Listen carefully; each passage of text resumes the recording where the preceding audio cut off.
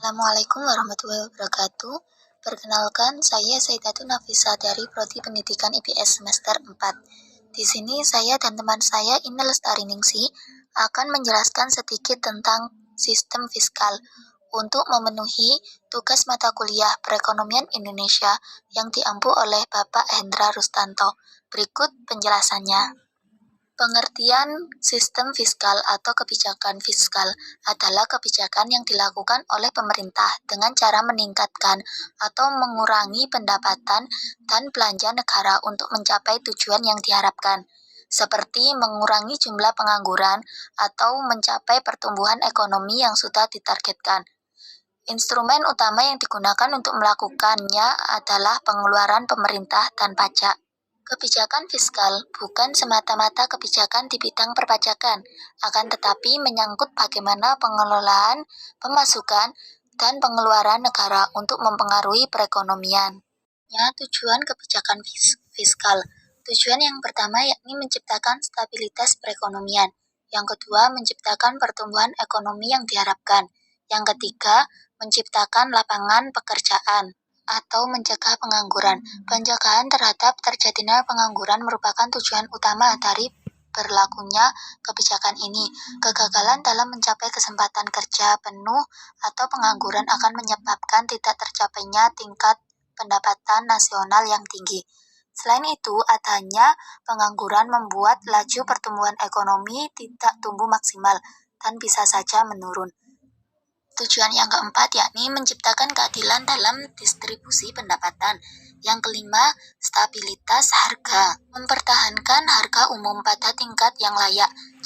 Jika harga umum turun secara tajam, maka akan mendorong timbulnya pengangguran karena sektor usaha kehilangan kesempatan untuk memperoleh keuntungan. Kondisi ini membuat perusahaan melakukan pemutusan hubungan kerja yang berakibatkan timbulnya pengangguran yang sangat banyak. Sebaliknya, jika harga-harga umum yang naik, maka terus meningkat, maka memberikan dampak yang baik bagi perekonomian. Naiknya harga umum atau inflasi mampu menciptakan kesempatan kerja penuh dan memberikan keuntungan kepada sebagian orang, tetapi masyarakat berpenghasilan rendah akan tetap menderita karena nilai uang terus menurun dan membuat mereka semakin miskin. Tujuan yang keenam yakni menciptakan atau mewujudkan keadilan sosial bagi masyarakat. Yang ketujuh, memacu dan mendorong terjadinya pertumbuhan ekonomi. Selanjutnya yakni komponen di dalam kebijakan fiskal. Dalam kebijakan ini ada 4 kebijakan. Yang pertama yakni kebijakan perpajakan. Kebijakan perpajakan merupakan salah satu kebijakan yang diberlakukan dalam penentuan fiskal politik. Pajak merupakan salah satu sumber pendapatan pemerintah terbesar, baik dari pajak langsung maupun pajak tidak langsung. Penetapan kebijakan ini bertujuan menjaga pajak progresif melalui keputusan pemberlakuan pajak. Menaikkan tarif pajak dapat mengurangi daya beli masyarakat terhadap barang atau jasa dan berimbas pada penurunan produksi dan investasi. Sebaliknya, jika tarif pajak diturunkan, maka masyarakat memiliki kesempatan untuk membelanjakan uangnya untuk meningkatkan inflasi. Kebijakan yang kedua yakni kebijakan pengeluaran.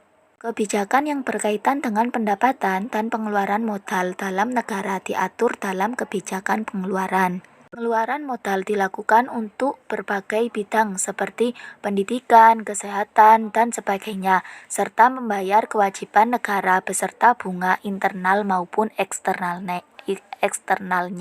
Peran pemerintah sangat penting untuk mewujudkan pengeluaran pemerintah yang efektif dalam suatu negara.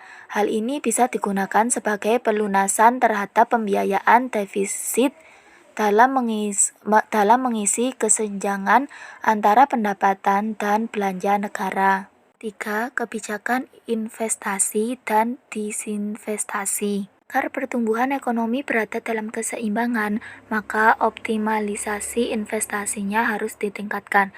Pada beberapa tahun belakang ini, arus modal internasional semakin meningkat dan memberikan dampak yang cukup besar Melalui arus modal internasional, ekonomi domestik dapat diintegrasikan secara baik dengan ekonomi global. Yang terakhir yakni pengelolaan utang atau surplus. Apabila pendapatan yang diterima oleh pemerintah lebih besar daripada anggaran yang dihabiskan, maka negara tersebut mengalami surplus.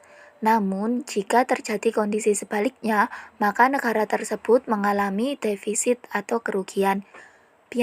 Pembiayaan terhadap defisit atau kerugian dilakukan dengan melakukan peminjaman dari pihak asing atau dengan mencetak uang.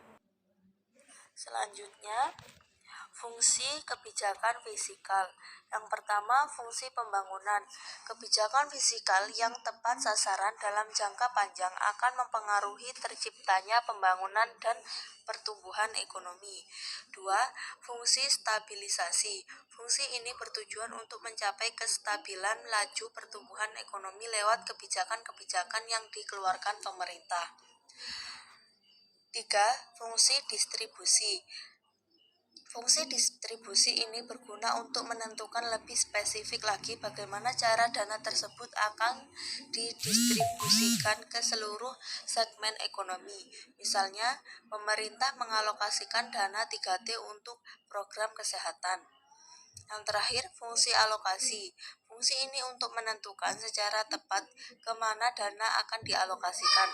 Fungsi ini erat berkaitan dengan perpajakan dan pengeluaran karena alokasi dana tergantung dengan pengumpulan pajak dan pemerintah dalam menggunakan dananya. Selanjutnya, hubungan keuangan pusat dan daerah. Hubungan keuangan antara pemerintah pusat dan daerah merupakan suatu sistem yang mengatur bagaimana caranya agar sejumlah dana dibagi di antara berbagai tingkat pemerintah, serta bagaimana caranya mencari sumber-sumber pemberdayaan daerah guna menunjang kegiatan-kegiatan sektor publiknya.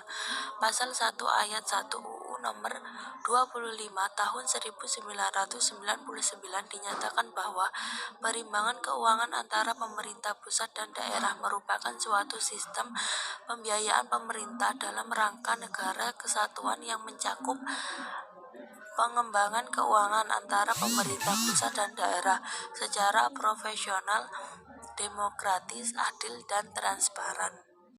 Terima kasih, sekian penjelasan dari kelompok kami.